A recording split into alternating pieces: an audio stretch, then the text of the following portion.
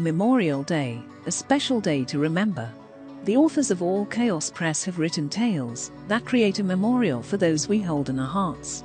A new one of these small books will be published once a week starting May 15. Ranging from stories of veterans to a beloved family member, it is a wordsmith's way of creating a monument. We hope these tales will let you with pockets of grief that cannot seem to be lanced to share in our memories and emotion. Remembrances are made to be shared, lest the tales be forgotten. In a place far away, where people gather to talk with each other, three women sat together exchanging updates on what had happened in their lives since they had last seen each other. A helpful waitress came over, and brought them each something to drink. Their glasses full of an amber liquid, the women went from happy chatter to serious and somehow sorrowful gazes. Without saying anything, all held their glasses up to the light and stood up. Their abrupt movement drew everyone's attention in the room and all conversation ceased. The first of them, a middle-aged woman, spoke, saying, "The three of us try to get together at least once a year to remember those that are no longer with us. We think of this day of remembrance as a sacred duty.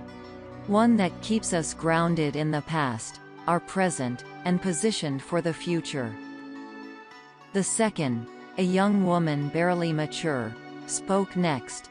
"I will drink my toast to those that have given their lives that others, many of them strangers, might live safely and freely.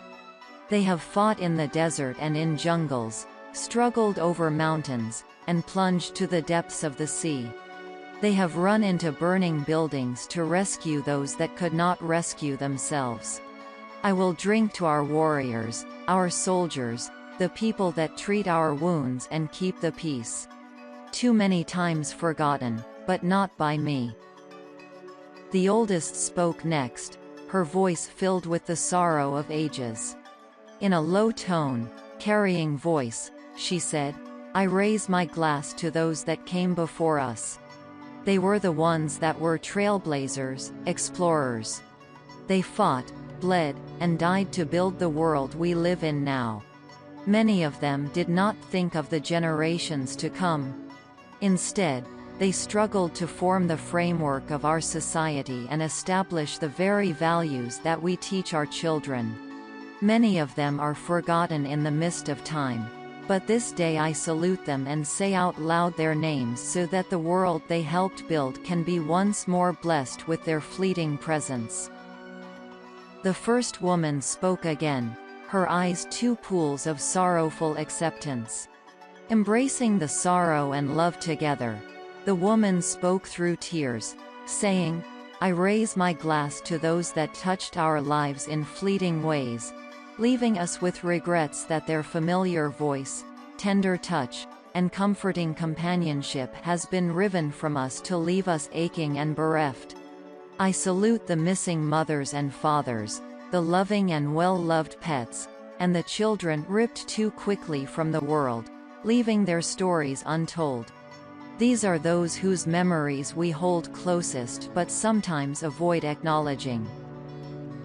Whether the avoidance is because the thought they are gone is too painful, or because others falsely tell us that we need to get over their deaths, to not remember them is to make them less than what they were."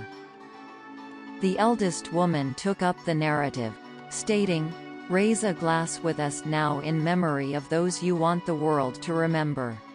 Whether they are those that have placed themselves in harm's way so that others may live, or the architects and builders of our comfort and freedom, or even the spouse that your arms still long to embrace or the dog you look for at night. It is time now to give them a gift of our remembrance. It is such a small offering for all that we have been gifted."